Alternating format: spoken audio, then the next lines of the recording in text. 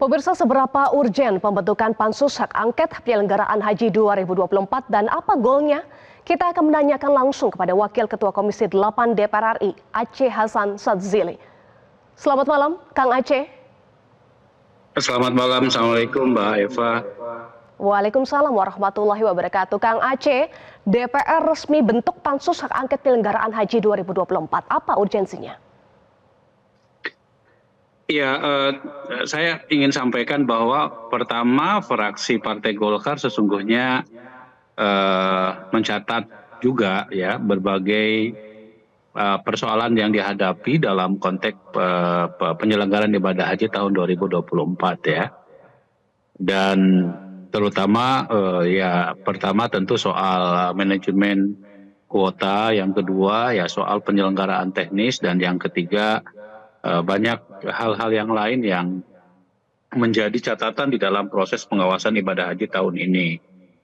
Nah, tapi tentu kita juga mencatat bahwa saat ini kan periode DPR sudah akan berakhir pada bulan September. Tentu agak sulit rasanya kita bisa menggali lebih mendalam terkait dengan berbagai persoalan-persoalan yang dihadapi terkait dengan penyelenggaraan ibadah haji tahun ini gitu ya. Karena itu fraksi Partai Golkar mengusulkan agar supaya lebih mendalam tentu proses pembahasannya, karena leading sektornya Kementerian Agama itu ada di Komisi 8, tentu lebih mendalam jika semua dibahas di Komisi 8 saja, sehingga saya kira soal pansus ini dengan waktu yang sangat mepet agak sulit rasanya untuk bisa mengungkap lebih jauh. Namun demikian, karena hampir semua anggota tim pengawas ini mendorong agar penyelenggara ibadah haji ini dilakukan secara lebih baik, maka melibatkan berbagai pemangku kepentingan dalam penyelenggaraan ibadah haji ini harus dilakukan melalui yang tadi disebut dengan pansus tersebut ya, panitia khusus tersebut. Baik. Karena masalah yang dihadapi memang sangat terkait dengan berbagai pihak, bukan hanya Kementerian Agama. Kita Misalnya, coba bedah beberapa kan masalahnya ya, Kang Aceh. Kita coba bedah beberapa temuan ya. Soal manajemen kuota ya, tadi Anda sempat singgung. Soal penyalahgunaan kuota tambahan haji, apa indikasinya yang ditemukan sejauh ini? Iya, ini pertama, ini sebetulnya hal yang sangat krusial ya.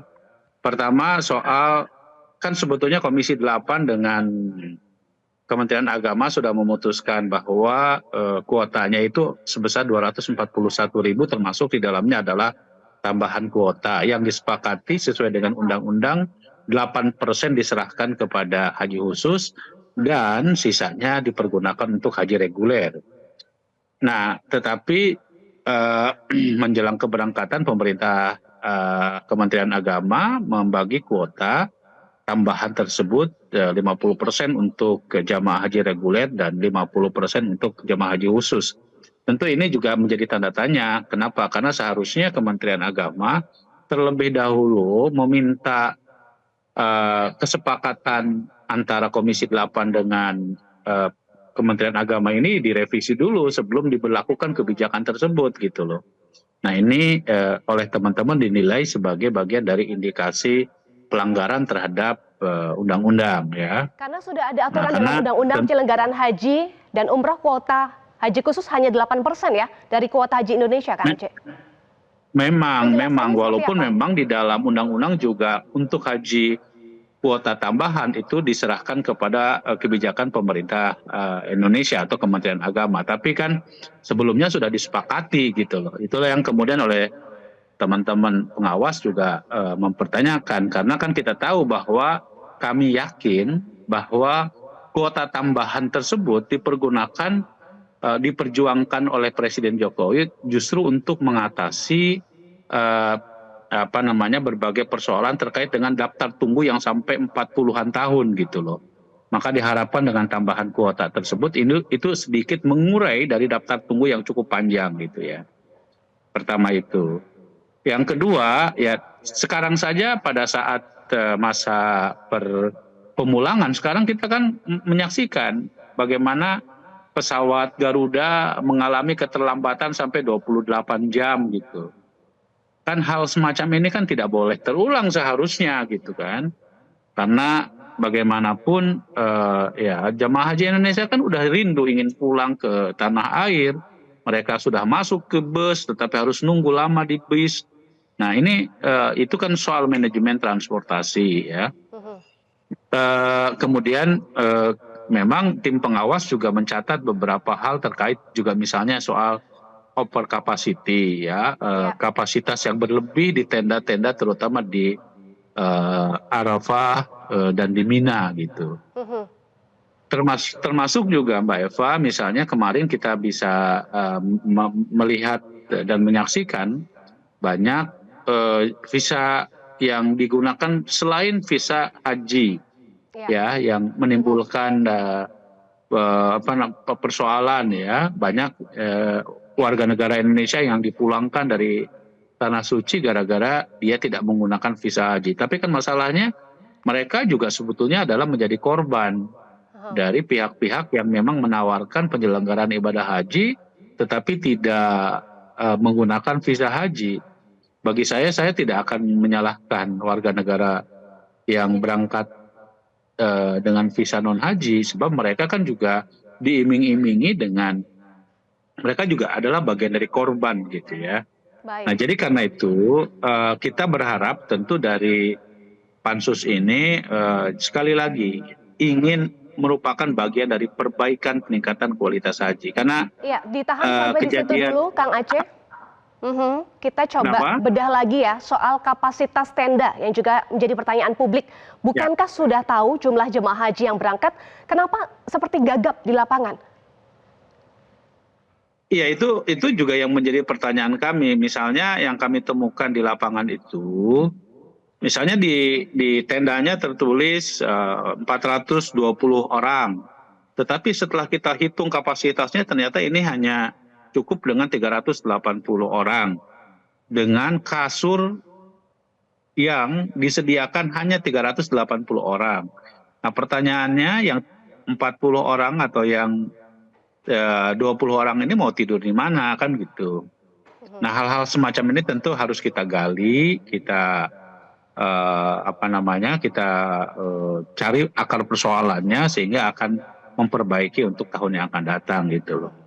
Iya, jika alasan tahun ini ada beberapa kekurangan ya. Tadi Anda sampaikan soal penyalahgunaan visa, kemudian manajemen kuota, manajemen transportasi, termasuk juga fasilitas jemaah di Armusna. Apakah bisa dimaklumi, Kang Aceh? Ya tidak juga, karena kan tahun yang lalu juga sesungguhnya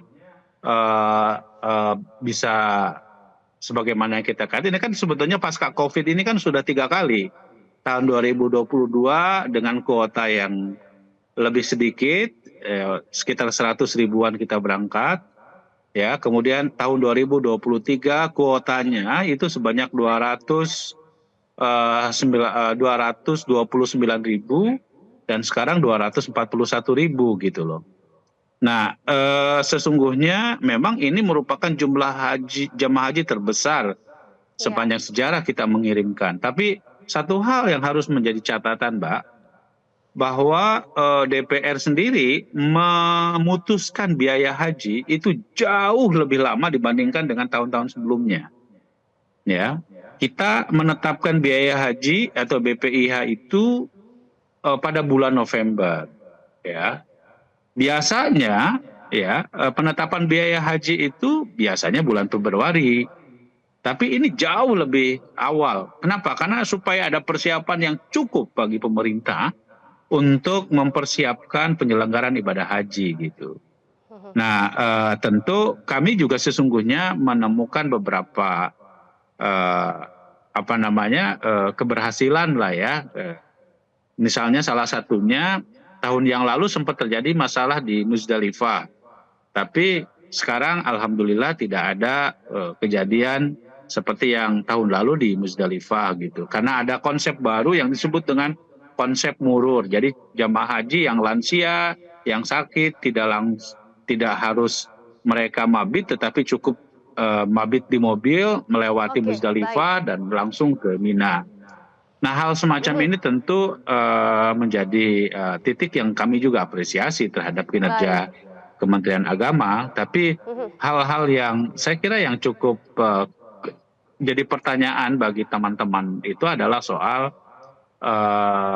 apa namanya manajemen kuota tersebut yang dinilai bahwa hal tersebut memang perlu ada penjelasan gitulah kenapa sampai terjadi kebijakan yang diambil secara sepihak Untuk tersebut penjelasan, gitu ya. kapan Karena pansus akan panggil Kementerian Agama, Kang Aceh, singkat saja? ya saya belum tahu karena kami belum mendapatkan undangan untuk membahas lebih lanjut terkait dengan jadwal dan agenda kegiatan dari pansus haji ini. Jadi roadmap masih akan disusun ya, Kang Aceh?